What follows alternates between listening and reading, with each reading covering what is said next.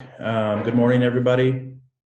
Last week, or maybe the week before, Kevin asked each of the vice presidents to offer up time for a town hall session, just to, in the spirit of kind of transparency and communication and information about what's happening in response to COVID and where the university is at now and where it's headed.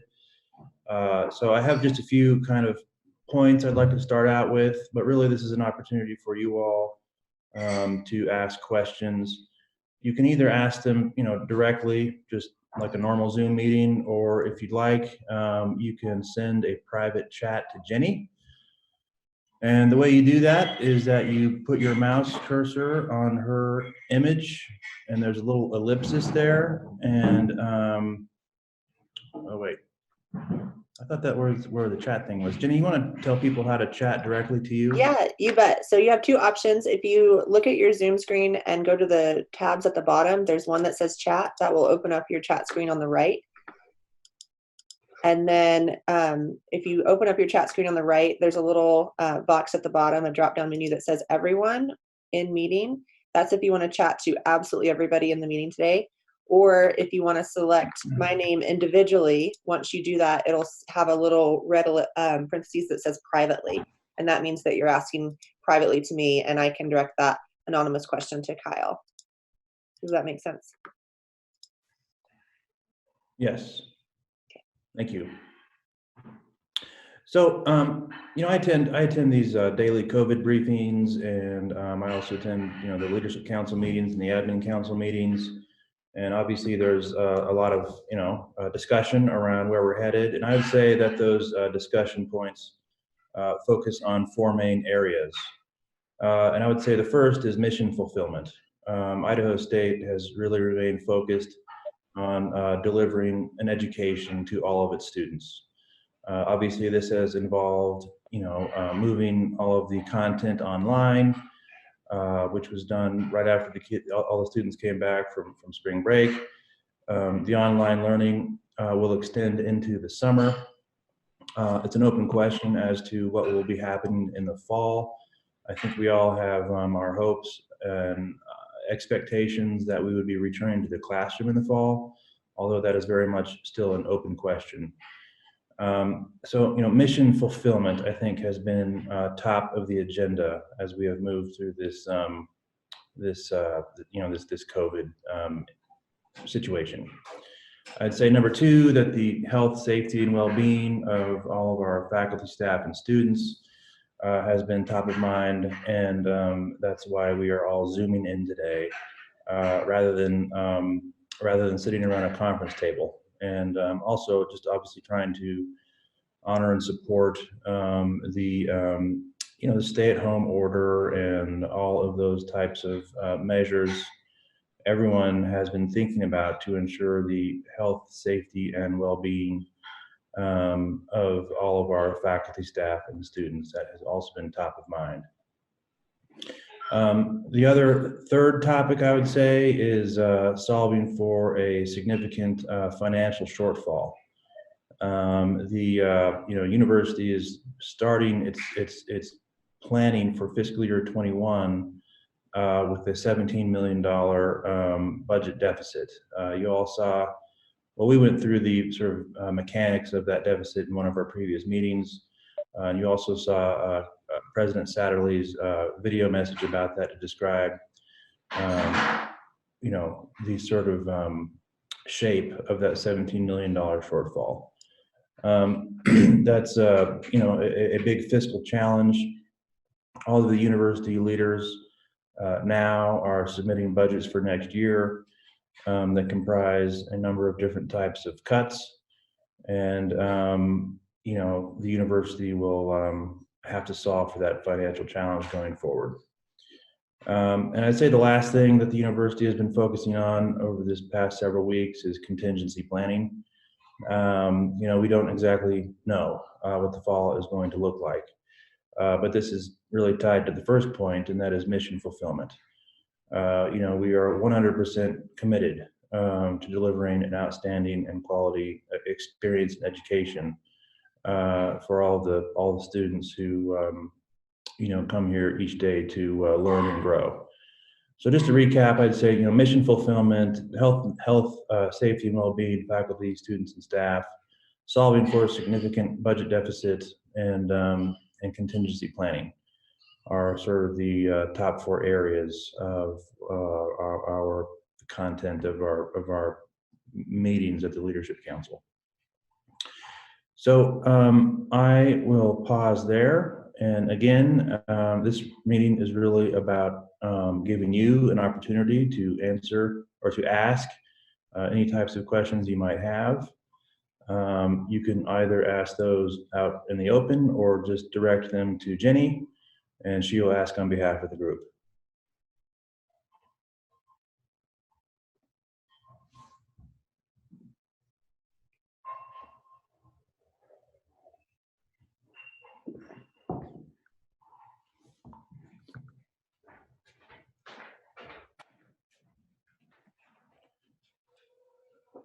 So I'll ask one because I'm probably the person here who is newest to the state of Idaho. So how often does it snow 3 inches on April 15th? Is this like an annual occurrence, or is this just sort of an extraordinary outlier, or what's happening here? It's pretty common. We've had snow here on the 4th of July. Yeah. That's incredible. Yeah. This is springtime in Idaho. Yeah, no doubt.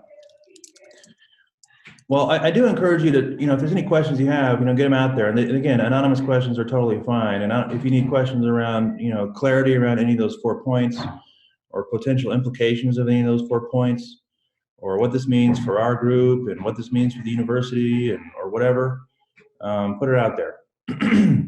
Oh, we have one question, and the question is, what is the likelihood of furloughs? I would say that's TBD. I think it is hard to say. I know that everything is on the table, and the university is looking at a variety of options, and it's going to take a variety of options to solve for a budget deficit like this. I would say that the main options on the table are academic prioritization. And that means putting emphasis in those academic areas that enjoy the highest levels of student demand, and potentially de-emphasizing academic areas that are experiencing low levels of demand. That's one area. Number 2 is this whole notion of administrative restructuring. Is there sort of an administrative structural model that would provide the university with improved service delivery and more cost efficiency? That would be another thing. A third thing would be some type of, furloughs has been something that has been mentioned. I don't think anyone has done a study or made any recommendations about that. But that is obviously one type of option. There's also been some type of talk around some type of early retirement type of solution. Again, nothing has been decided on that. There has been, some talk of the contract renewal deadlines, and if there are instances where contracts would not be renewed. There has been some action taken around sort of supporting the hiring freeze, and really taking a hard look at existing open positions and holding off on hiring those. So there's a number of different potential actions that are on the table. My view is that the most constructive types of actions fall in the first 2 categories, and will give ISU an opportunity to build a stronger university for the future. I think it's incumbent upon us at all times to be thinking about which academic programs are going to be most relevant to our market over the next 10, 20 years. What is the best possible service delivery model for administrative functions like advancement, like marketing communications, like information technology? I think in those spaces of review, there's opportunity to build a stronger organization. And that's where I think we need to be spending a significant part of our time. Kyle, I have some comments and a question. Can you hear me okay? Yeah. So first off, I have appreciated President Satterley's weekly video address. It's been very helpful, helps us understand where the thought process is. He's been very direct in the message that he's sending, and so that has been really great and not something that we've had before. I've also really appreciated Glenn's presentation on the revenues and expenses of the university. One area where I'm disappointed and I would like to see made more transparent is that the budget books for fiscal 20 are not posted on ISU's website, and from fiscal 17 to fiscal 19 are.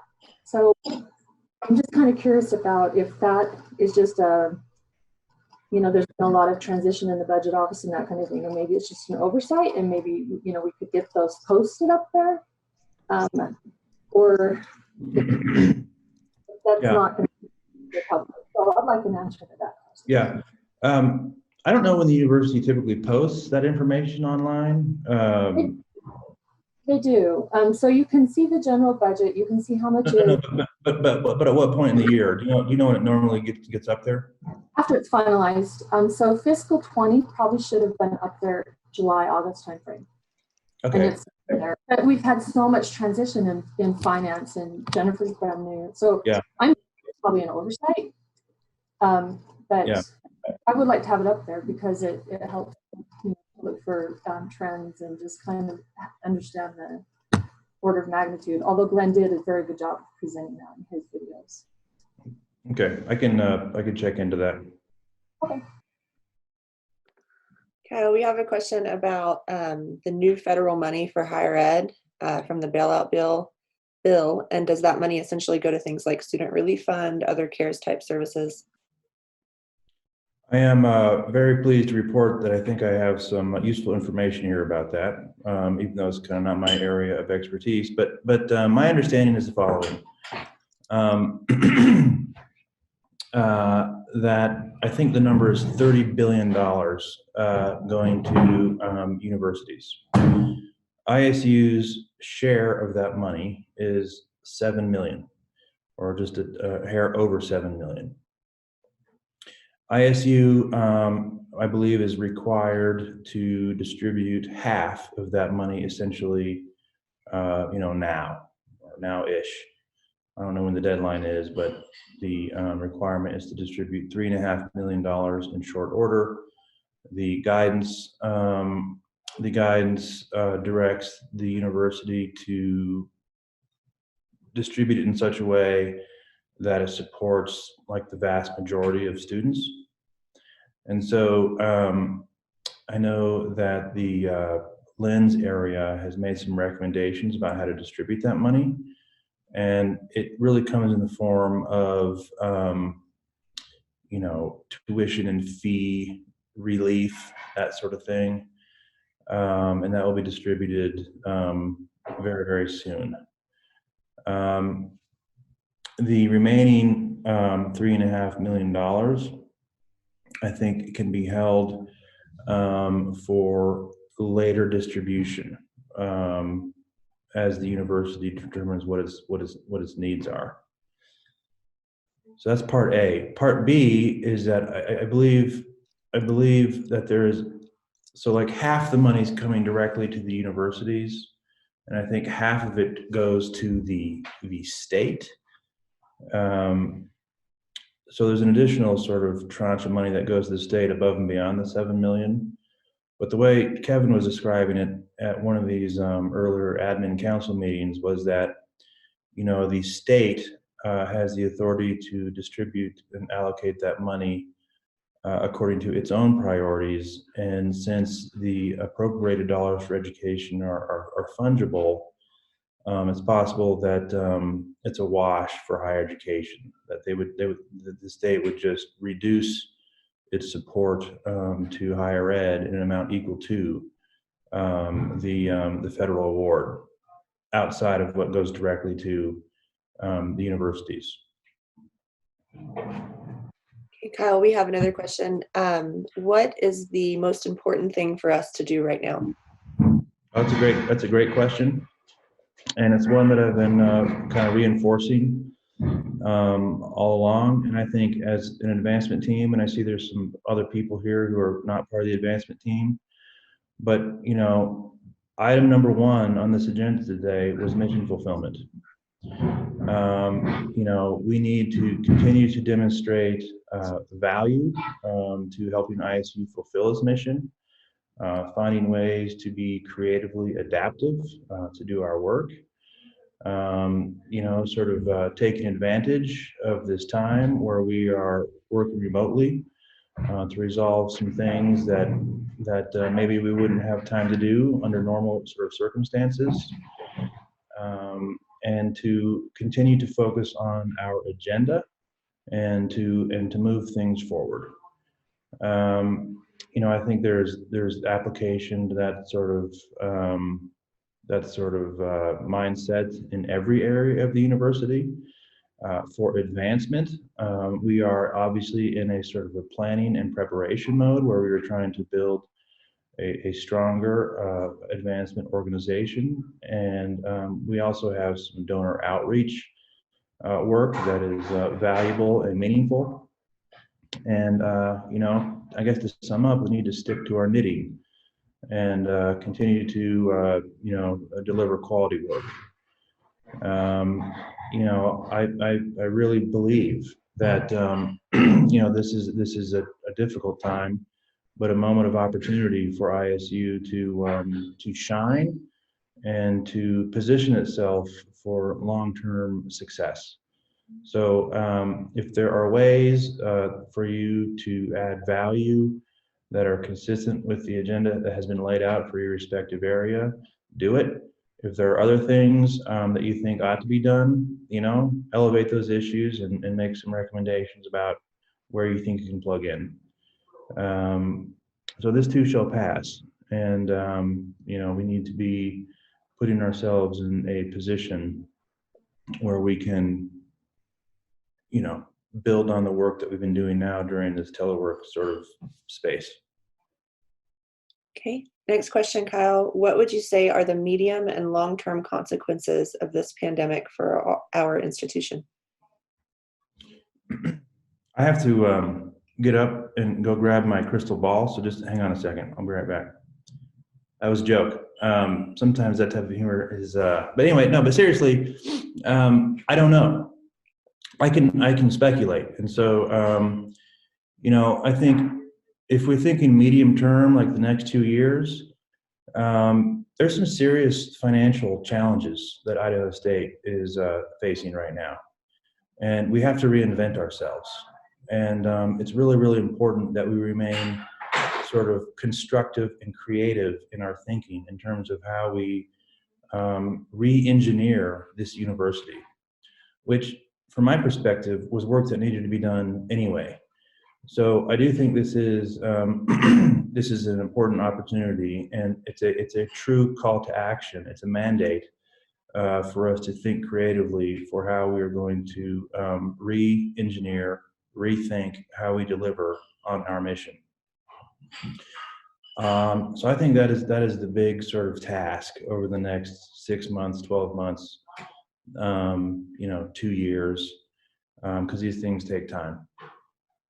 I think longer term, it all depends upon how we respond in the short term and in the medium term. Higher education is under tremendous pressure. There are declining levels of state support. There are diminishing sort of attitudes and perceptions around the value of a college degree. There are cost sort of issues that universities need to address. There are new forms of competition for the types of things you could historically only get at a college or university. And so the challenge and opportunity for us is to reimagine what ISU can be and how it can serve our marketplace, and bring more kids to our doorstep, and deliver academic programs that are highly relevant to Idaho business and industry, and to engage more private support into the life and to the success of this university. So I'd say the medium term challenge is to truly recreate and reimagine how we offer some of our core services, and in the longer term is to deliver a highly relevant experience and service to our market. Hey, Kyle, next question. Governor Little extended the stay-at-home order to April 30th, but classes for students have been moved online through at least the first part of the summer. What conversations have been happening regarding when faculty and staff might be able to work on campus again? There has been very little conversation about that as far as that I've been involved in, and I don't again I don't know, but I guess what I do know is that the university has articulated kind of a set of different levels of operating protocol. And there's like level 0, which is business as usual. Everyone's coming to the office. All the classes are being delivered, in the classroom. There's competition on the field, etc. Then there's level 1, which is where we were right before the stay-at-home order, where people were coming in if they felt comfortable and that sort of thing. And then there's level 2, which is where we're at now, which is totally remote. And then level 3 is basically kind of some type of shutdown mode. I would imagine that that sometime after the stay-at-home order is lifted, the university would return to that level 1 sort of situation, but I doubt it would be like the day after. Maybe it would, maybe it wouldn't, but I think the university is probably going to be on the sort of lagging edge of people going back. I would just assume that. I mean, I think if you're running a sandwich shop, you're going to be pretty eager to get back in the office. But if the university is going to be delivering its services, remotely through the first part of summer, I think there's a good likelihood that we may be a little slower to come back to the office than some other types of institutional entities.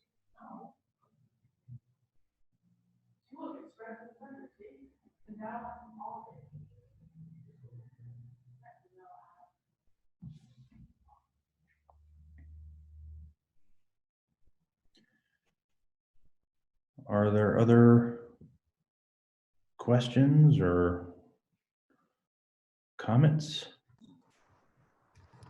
Well, I just think that really, especially compared to how things have been, that the leadership team now is doing a very good job at communicating, and we have the Corona web page on the site, and we're able to go, and there's so many frequently asked questions for students and faculty, and so I really appreciate that, just that constant communication and keeping people in the loop. It's great. Well, thank you for that, and you're welcome. I mean, clearly this is, it's not easy for anybody, and no one wants this, but it's here, and I think just as I've been saying from the beginning, yep, work is an important aspect of your life, but you also got to stay healthy in other ways, stay connected with your family, stay connected with your friends, try to get outside, make sure that this thing doesn't sort of steal the joy out of your life. And, work is part of that. Work is part of normalcy, and work is part of being human. And so, I think it's an important dimension of not only fulfilling ISU's mission, but also an important dimension of each of our own sort of well-being as we move through this. And this will pass. And ISU will emerge stronger than before. And we're all going to play a role in that. So, I would just encourage you all to, stay focused on the work, contribute in ways that you can, come up with creative ways you might contribute that haven't been thought about, and continue to, ask questions and remain engaged. Okay. Next question, Kyle. Does the leadership team feel good about how work is being done remotely, or are there concerns that work is not getting done? No one has said anything about, geez, we're really scared that no work is being done. I think on the contrary, the leadership team, I think, has been quite,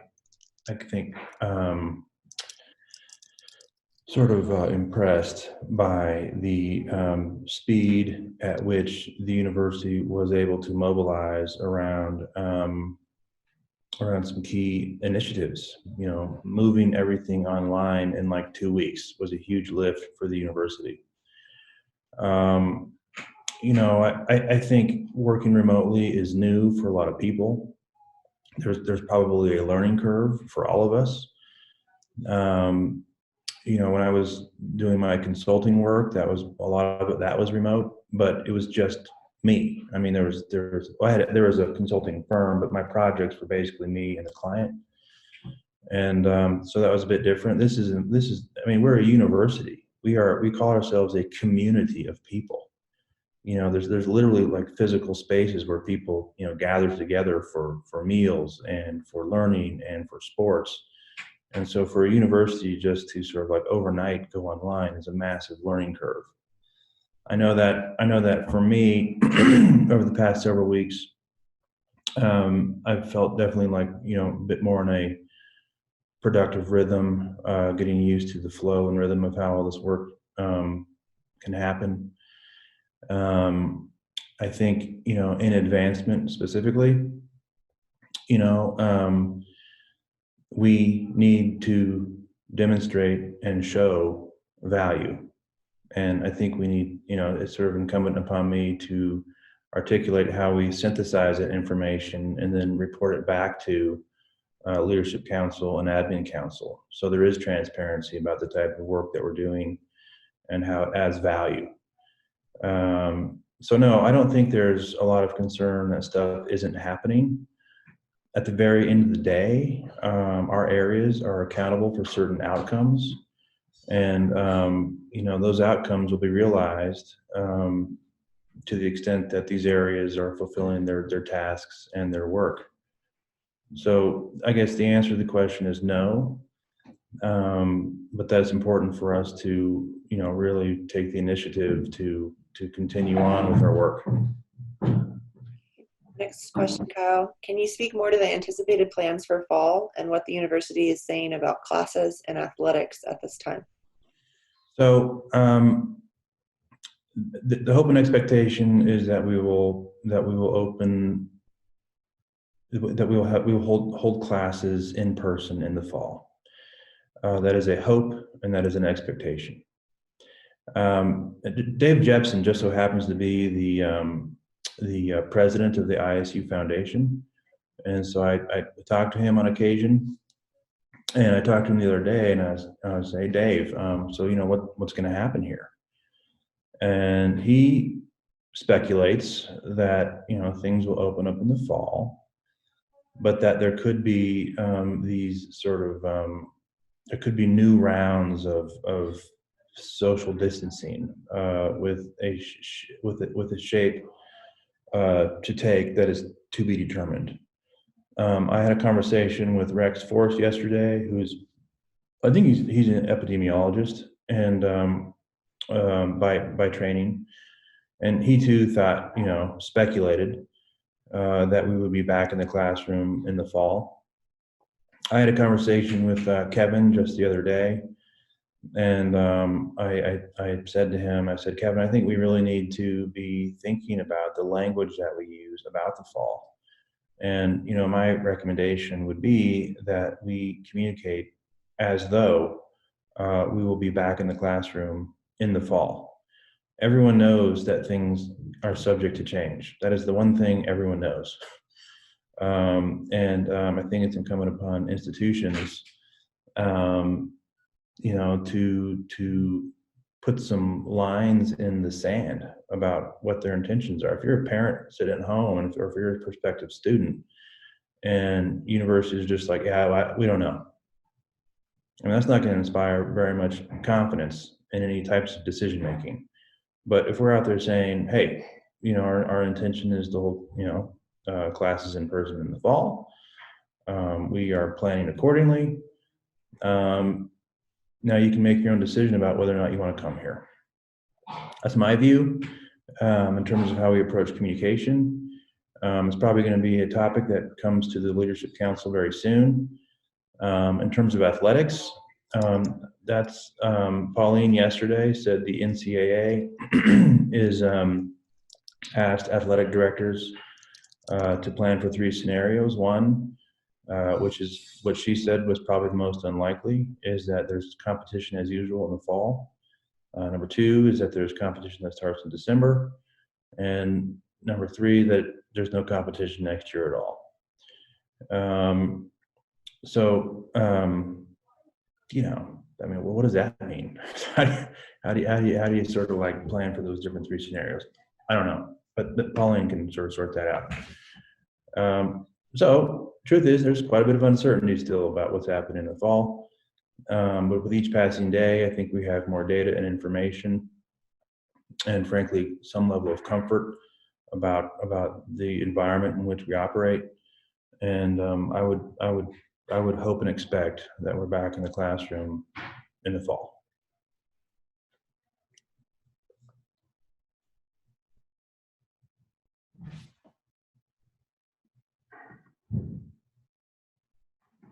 Kyle, I had a potential question, actually. Just one, I was curious if it came up, is it was mentioned yesterday on the CASE webinar that Vicki had sent out.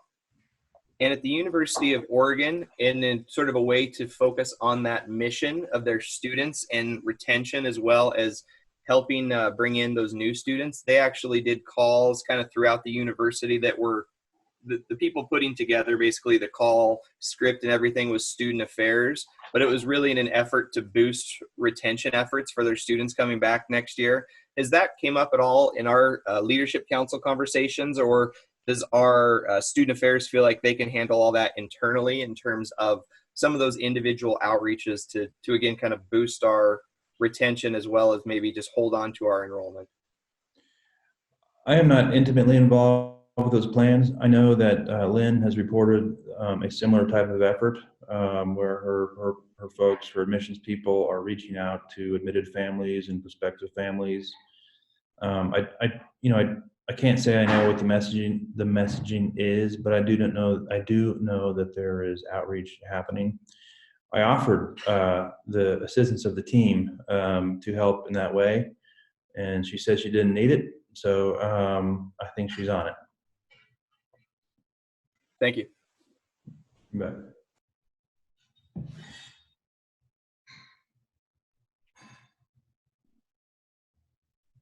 Anybody else? All right, so appreciate your questions, and hopefully this is helpful. And oh wait, I think there might be one more. Yep, one more, Kyle. Do we assume that it is very likely that fall enrollment will be down due to the economic fallout of COVID-19 and the inability of people to take classes? That is the $100 million question. I don't think anyone really knows. There's some speculation that universities that have high proportions of out-of-state enrollment are going to suffer more than universities that have higher proportion of in-state enrollment. I was talking with well, I think Deb Green was on the call earlier, but she told me that, there's something like 250 students who have applied late, like recently, because they want to stay closer to home. And these are people who, missed all the scholarship deadlines, and we're now trying to figure out a way to accommodate them and provide them some sort of aid package.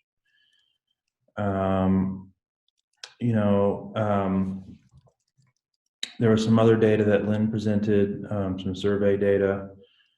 It sounds to me like people, at least sort of rhetorically, are kind of holding pat on their plans, but you don't know. And that's why I think it's really important for the university to say, we are open for business. Our expectation is to be there in person in the fall. We have a contingency plan in place. If we're unable to offer classes in person, please come to ISU and you're gonna have a good experience. I think that's an important message to be out there with, like, now. Okay.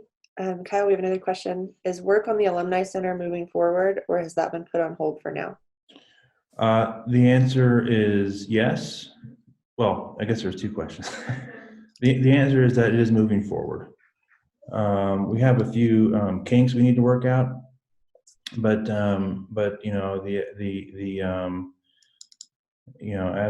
as of right now, that work is moving forward, and we hope to have a shovel in the ground in September. And but there's a few decision points that need to be addressed before I can say with 100% certainty that there will be a shovel in the ground in September. I think it's important for everyone to know that building is about 80% funded through private third-party dollars. And so we feel like it's very important to demonstrate and show our donor population that we can follow through on a project like that, and that the remaining money that the university would have to put up to build it is money worth spending, because it's 20 cents on the dollar to get it done. And it's a investment worth making. So it's not like we're going out and spending $10 million that we don't have.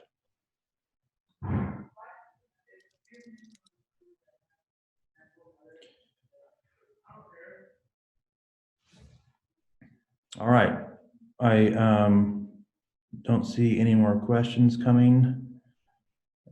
Certainly, if there is one, fire it out there.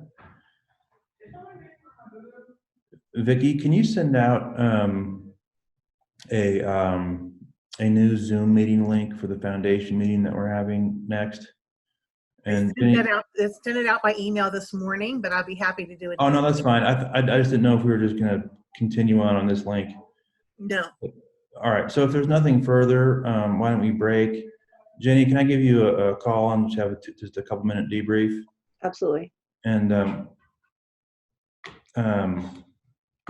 geez, I was going to ask you for your number, but it's weird asking for your number with like 20 people. I can call you too. Just give me a call, and and then we'll reconvene for the foundation meeting at 10:45.